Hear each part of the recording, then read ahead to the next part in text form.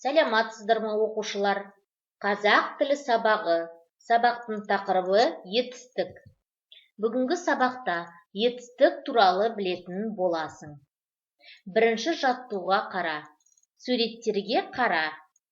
Суреттердің көктемнің қандай белгілерін байқадың? Балалар не істеді? Балалар құстарға ұя жасады. Көшет отырғызды. Оған су құйды. Жан-жануарларға, яғни 4 түлік үй жануарларына су беріп жатыр, я? Балалардың қимыл атауларын білдіретін сөздерді ата.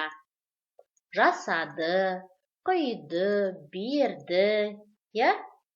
Бұл сөздер қандай сұраққа жауап береді? Не істеді, я? Қай сөз табына жатады деп ойлайсыздар? Енді осы жерде өзіңе ұнаған суретпен сөйлем құрап жаз. Қимылды білдіретін сөздің астын сыз, оқушылар, сызып қойыңдар, я? Келесі жаттығуға қарайық. Екінші жаттығуға оқы, сөйлемдерді қатесін түзетіп жаз. Қане, оқып көрейік. Бие мөңірейді, түйе мияулайды, қой үреді, сиыр қытқыттайды, ешкі кісінейді, ит бақырады, тауық маңырайды, мысық боздайды. Оқушылар, қараңыздар, бұл жерде барлығында да қате бар екен. Ендеше қатесін түзетейік. Қане, бие кісінейді, түйе боздайды, қой маңырайды, сиыр мөңірейді, ешкі бақырады, ит үреді, тауық қытқыттайды, мысық мияулайды. Енді қарамен берілген сөздер қандай сұраққа жауап береді? Не істейді? Кісінейді, не істейді? Боздайды, не істейді? Маңырайды, не істейді? Мөңірейді, не істейді? Бақырады, не істейді? Үреді, не істейді? Қытқыттайды, не істейді? Мияулайды. Яғни, сіздермен бүгін жаңа ақпаратпен танысамыз. Заттардың қимылын, іс-әрекетін білдіретін сөздерді етістік дейміз. Етістіктерге не істеді, қайтты, не қылды деген сұрақтар қойылады. Не істеді? Өсті, ойнады, сайрады. Осы ережені жаттап аламыз. Келесі тапсырма, үшінші жаттығу. Оқы, мәтінге ат қой. Қайың тегіс және таулы жерлерде өседі.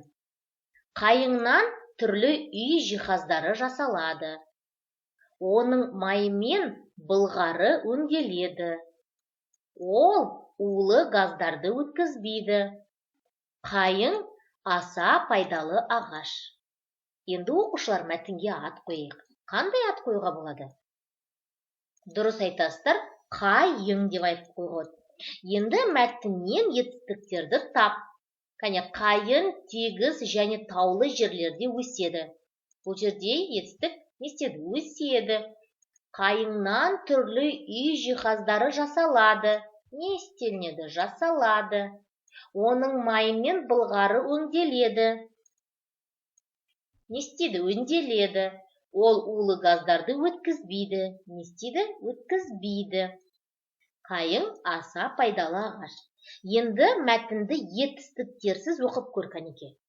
Қайың тегіс және таулы жерлерде, қайыңнан түрлі үй жиһаздары, оның майымен былғары, ол улы газдарды, қайың аса пайдалы ағаш. Енді қане қарайықшы, не бізге түсініксіз болды, я? Біз ештеңе түсінген жоқпыз. Ал етістік болатын болса, онда сөйлем бізде қандай? Аяқталған ойды білдіреді, я, оқушылар? Енді былғары деген сөздің мағынасын түсіндірме сөздіктен Қанеке қарап алайық. Былғары дегеніміз киім, басқа да керек жарақтар тігуге арналып өңделген түрі. Келесі жаттығуға қарайық. Төртінші жаттығу. Мәтінді негізгі сөздің мағынасына қарай етістікті қойып оқы. Қанеке, көктем келді, жер көгерді, күн жылынып, найзағай жарқылдады. Құстар жылы жақтан ұшып келді. Жақсы оқушылар. Енді көктемде болатын құбылыстардың реттілігін көрсетіп тұрған етістіктерді атайық. Қанекей. Келді, көтерді, жылынып, жарқылдады, ұшып келді. Жақсы, келесі тапсырма, 5-ші жаттығу жұмбақ. Әсем бақта ән салады, әніне жұрт тамсанады. Қанекей, осындағы етістіктерді көрейік. Салады, тамсанады. Енді осы етістіктерге қарап, қандай құс туралы айтып тұр екен?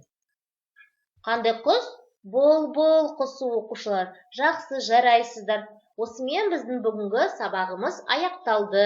Сау болыңыздар.